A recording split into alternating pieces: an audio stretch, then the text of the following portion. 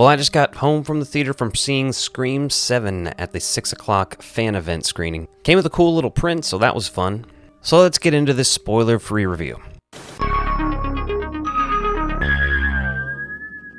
So right off the bat, I do want to address all of the controversy around Scream 7. I was one of those people very upset with the firing of Melissa Barrera. At first, I didn't want to see the franchise continue without her. Then we had Jenna Ortega leave. Then the directors, it became a whole different project. That being said, they eventually attached Kevin Williamson to the project, announced the return of Neve Campbell, and eventually, somehow, Matthew Lillard.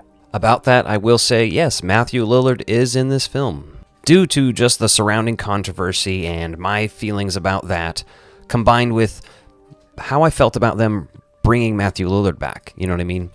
I've had several videos talking about this already, but if you brought Stu back alive, it's kind of dumb. And I predicted in my previous videos that they were going to bring him back with AI.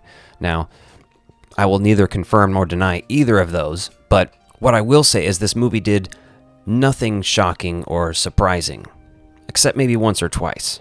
And those were very small moments. So let's get into the positives of Scream 7. First of all, the return of Neve Campbell, right? Neve Campbell is the backbone of this franchise. Initially, when I saw Scream 5, I was kind of like, I mean, I get it. Some of it's fun. I didn't really like it that much. It definitely felt like the franchise was not Neve Campbell's anymore.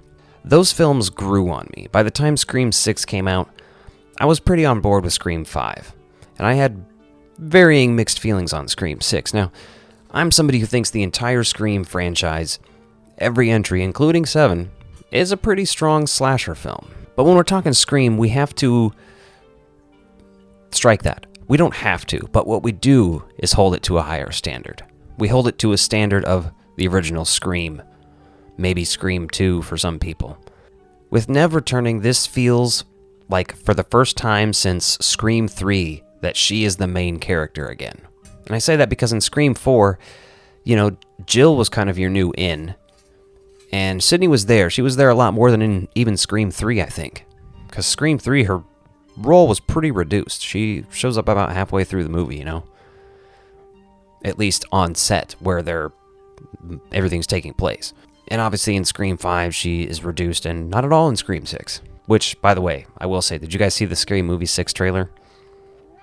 Looks excellent. I like saying that with a cat asshole on screen. So the rest of the returning cast is awesome. Obviously, Courtney Cox is great in this. She's pretty funny. Some of the lines they've written for her in this, it does seem a little more in line with her character than 5 and 6. Not that she was out of character for 5 and 6, but where she would be at with this stuff happening, she's definitely where you think she would be. The new cast is all pretty good. No complaints there. The return of Mindy and Chad, their characters are very charismatic. And honestly, I think I even liked those two characters better in Scream 7 than in 6 or 5. Which is wild to say. It's just the way that they're playing the characters now, maybe? Because obviously there were rewrites for this film, so these characters were still included, thankfully. I do appreciate that. I would like to see them in Scream 8 if they're making it. I mean, may as well go to space at this point, though. There were some new things done here, which I thought were really cool, which kind of, called back to Scream 3 a little bit. Things like Marco Beltrami being back doing the score for this movie absolutely really solidifies it as Sidney's return, As I talk about this, I think my feelings on it are improving based on how I felt initially, but we will get to some of my issues in just a second. So the kills in this movie, mostly pretty solid. There's one or two that are a little lackluster, but the other kills, some of them are so exciting and weird, and especially for the Scream franchise. Like at some point, I'm wondering if Ghostface is like morphing into Michael Myers, Is Michael Myers under the Ghostface mask? Because he's just doing creative shit while he kills people. It's sometimes like Michael Myers is almost doing like performance art, And Ghostface is doing that in this. There's sort of a transition here. This movie doesn't have a lot of meta commentary. And we kind of knew that going in. Kevin Williamson recently said that in an interview that he wasn't really worried about that. He was more worried about continuing Sidney's story and showing us where she's at. And if that was the goal, then I definitely think that was accomplished. So you can't say he failed by any means. But also, this movie doesn't have anything really to say. It's not really commenting on any current trends, anything like that. And that was, my initial reaction when they announced the movie was like, what the fuck is this movie going to have to say?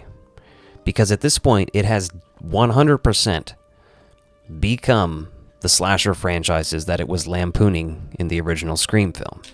I don't necessarily think that's a problem, but as we switch into my negatives here for Scream 7, that's going to be a big one. This movie relies mostly on meta commentary for the Scream franchise in general, but really heavily on Scream 1 from 1996. You know what other films in the Scream franchise do that? Scream 4 and Scream 5. They both kind of do that. Those movies already seemed like very similar in plot and commentary, though 5 did wait enough time that it had stuff to say about horror trends.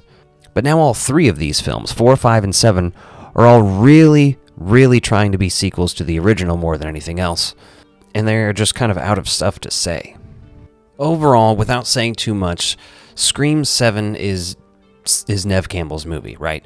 It is her full return to this franchise, like I said before, since Scream 2, I think. Kevin Williamson actually stepping into the director chair for this movie. Very interesting. The actual direction, the, photography of this movie was mostly pretty impeccable. There were shots where I was like, oh, that was interesting, the way they shot that, Why are people still on their phones in movie theaters? I went to the first showing of Scream 7 you could get to in nearby cities for the fan event screening. And some Gen Z or Gen Y, I don't even know, child, basically, teenager was sitting next to me on their phone the entire time. Like, bro, please, stop. For the love of God, make it stop. Before I rate Scream 7, though, why don't you jump in the comments down below, let me know what you thought if you've seen it already. And be sure to check out my other Scream 7 videos dropping this week, including the deaths I'm going to rank. I'm going to rank all the Ghostface, and I'm going to rank the series altogether again. And if you're interested in a spoiler review and chat, again, Tuesday night at 10 p.m., I will be live here on the channel. So as far as an out-of-theater rating and reaction goes, I'm going to give it 3 out of 5 hearts. That's what it's sitting with me. Maybe 3.5. But once that settles in and soaks in, I'll have a new update on that on Tuesday night.